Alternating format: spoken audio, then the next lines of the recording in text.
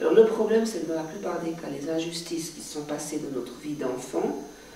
ne vont pas être réparées par les gens qui les ont commises, puisque s'ils savaient le faire mieux, ils l'auraient déjà fait. Donc il n'y a pas beaucoup de chances qu'ils ne le réparent maintenant. Ou alors ils sont décédés, ou ils sont dans une situation de fragilité où ils ne peuvent plus réparer. Et le grand danger, c'est à ce moment-là de se tourner soit vers un conjoint, soit vers des enfants, pour obtenir cette réparation. Alors, quand on se tourne vers un conjoint, le risque d'exploitation est limité, parce qu'un conjoint dirait, écoute, c'est pas moi qui t'ai élevé, c'est pas moi qui vais réparer tout ça. Et puis, par contre, les enfants sont beaucoup plus vulnérables quand on se tourne vers eux avec des attentes injustes. C'est là qu'on parle de parentification, c'est d'attendre de recevoir de nos enfants ce qu'on n'a pas reçu de nos propres parents. Et à partir de ce moment-là, on devient aveugle à l'injustice qu'on commet, parce que de notre point de vue, on est simplement attend qu'on ait retrouvé ce qui ne nous avait pas été donné. Alors là, le thérapeute contextuel va offrir sa partialité à la personne en tant que personne qui a vécu une injustice, et dans ce sens-là, donner d'une main, donner sa compréhension,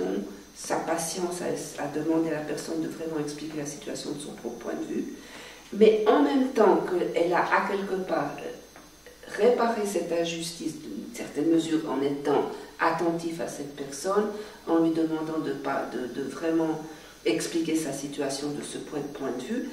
Ce geste-là du thérapeute permet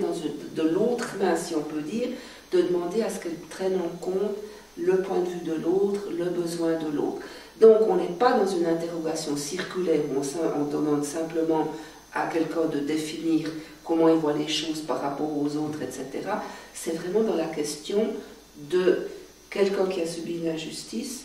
qui est reconnu par le thérapeute comme ayant été victime de cette injustice, mais en même temps, en ce moment, à partir de là, à qui on demande un effort pour prendre en compte le point de vue de l'autre. Il y a donc, d'une part, des indications liées à une pathologie, si on peut dire, qui serait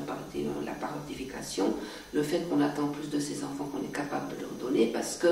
du point de vue intergénérationnel, on a à ce moment-là de génération en génération une exploitation qui, en général, va en soi croissant,